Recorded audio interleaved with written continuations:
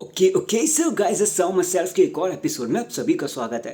देखो हमेशा की तरह मैं नेटफ्लिक्स पे हूवर कर रहा था और मुझे एक और हॉरर मूवी चाहिए थी और मैंने वो हॉरर मूवी देख ली। उस मूवी का नाम है सुमाला। 2024 में ये मूवी आई थी। धीरे धीरे करके चलो मेरे साथ बने रहो, मैं आपको लास्ट तक बता दूंगा इस मूवी में आप क्या देख सकते हो, क्या मूवी नहीं देख सकते हो, आपको इस मूवी में क्या सोचना चाहिए, क्या नहीं सोचना चाहिए और ये किन लोगों के लिए है, सब कुछ बताऊंगा। तो चैनल को अभी लाइक एंड सब्सक्राइब कर दो, वीडियो को एंड तक पूरा देखना और भाई चलो हॉप इन कर लो, ज़्यादा मत क्या ही फालतू में स्ट्रेच करना। देखो भाई ये मूवी 2024 से पहले ही मेरे दिमाग में थी। मतलब 2024 से मैं इस मूवी को पहले ही सोच के बैठा था कभी ना कभी तो देखूंगा। लेकिन IMDb पे से 5.8 की रेटिंग्स मिली थी तो मुझे ऐसा लगा कि भाई 5.8 की रेटिंग है तो मतलब यार क्या ही अच्छा होगा। वो भी 1600-1700 बंदों ने ही रेटिंग दी है। उनकी पूरी रेटिंग को मिला के कुछ 5.8 की मतलब रेटिंग मिली इसे। तो मुझे लगा कि भाई जब IMDb इतनी कम रेटिंग कर रहा है, क्योंकि भाई मैं कभी भी कुछ भी चीज़ देखता हूँ तो भाई कम से कम 6.5 से ऊपर की रेटिंग होनी चाहिए। लेकिन फिर जब कल मेरे पास नेटफ्लिक्स पे कुछ देखने को बचा ही नहीं तो मैंने सोचा भाई चलो यही देख लेता हूँ, क्योंकि मुझे हॉरर मूवीज़ बहुत पसंद है, आपको पता है। मैंने जैसे इस मूवी को निकालना शुरू किया तो इस मूवी मतलब ये मूवी मुझे मिली। पहले तो ये इंडोनेशियन मूवी है, आपको साफ बता दूँ।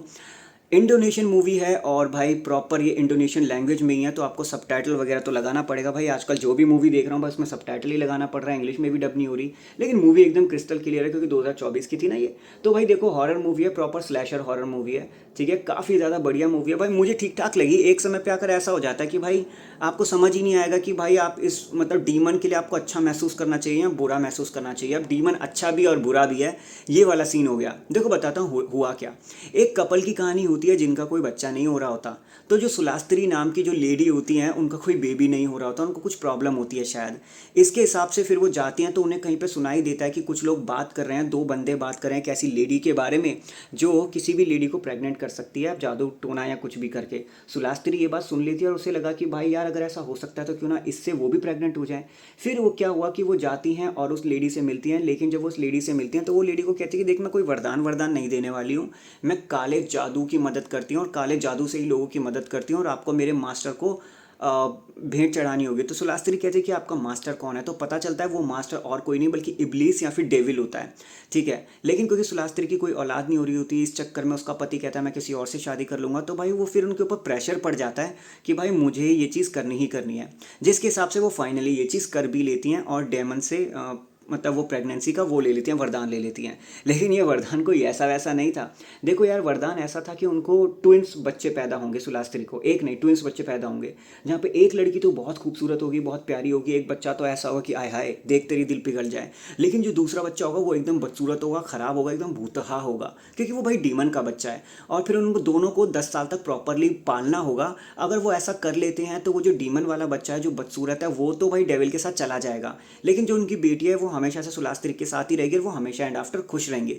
ये एक ऐसी डील है कि मतलब आपके बेबी के साथ आपको एक डेविल का बेबी भी पालना है। ठीक है, क्योंकि आपने डेविल का काम कर दिया तो डेविल भी खुश, आप भी खुश। लेकिन ऐसा ऐसा होता नहीं है, क्योंकि जब सुलास्त्री प्रेग्नेंट होती है और उनके दो बच्चे होते हैं तो पहला बच्चा तो बहुत सुंदर होता है जिसको देख के उनके पति बहुत खुश होते हैं। लेकिन दूसरा बंदा एज सच जैसे डील का पार्ट था, ठीक है, बहुत बदसूरत होती है।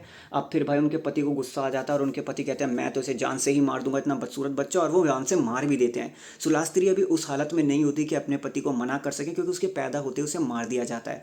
और फिर जो तांडव शुरू होता है भाई, आपको मूवी देख के मज़ा आ जाएगा। हालांकि कहीं कहीं पे आप इमोशनल भी फील करोगे डीमन के लिए, वो तो जब आप मूवी देखोगे तो समझ जाओगे। लेकिन स्टिल मूवी एक बहुत ही अच्छी फील लेके चलती है। मतलब वही है डीमन की कहानी है, क्योंकि भाई देखो ना, वो जो सुलास्त्री थी उसको तो 10 साल तक उस लड़की को पालना था, अपनी बेटी को भी पालना था और डीमन की बेटी को भी पालना था। लेकिन अल्टीमेटली उनके पति ने डीमन की बेटी को ही मार दिया, तो भाई डीमन कैसे खुश होगा, तो डीमन तो बदला तो लेगा। तो बस इसी बदले की आग में आप ये मूवी देखोगे। रही बात भाई इस मूवी को इंटरेस्टिंग इस चीज़ ने बताया कि जब इस मूवी के लास्ट में क्रेडिट आ रहे होते तो मुझे पता चला कि सेमायांग करके, सेमायांग या सेमारंग करके एक गाँव है इंडोनेशिया में, 1970 के आसपास था, जहाँ पे वाकई में माना जाता था कि ऐसी कोई लड़की है जो जंगलों में जाके लोगों का कत्ल करती है और इसीलिए रात में लोग अपने बच्चों को वहाँ से नहीं निकलने देते थे। तब मुझे पता चला कि ये जो पूरी कहानी है वो रियलिटी बेस्ड है। सच में किसी औरत ने डेविल के साथ डील करी थी इस तरीके की प्रेगनेंसी की। तो जाके मैं इस मूवी के लिए और ज़्यादा इंटरेस्टेड हो गया। हालांकि IMDb पे से 5.8 की रेटिंग मिली है, लेकिन आप इस मूवी को देखो, वन टाइम वॉच तो है। मैं ये तो नहीं कहूँगा कि डर के मारे आपका मूड खराब हो जाएगा, लेकिन खून खराबा कुछ तगड़े तरीके से ही है। गंदी तरीके से इसमें खून किया हुआ है, मतलब ऐसा काटा पीटी धैपू तो चल रहा है। डर तो आपको इतना नहीं लगेगा, लेकिन हाँ मूवी मूवी की पेस वेस काफ़ी ज़्यादा सही है, 2 घंटा ये मूवी आपके प्रॉपर लेके जाएगी।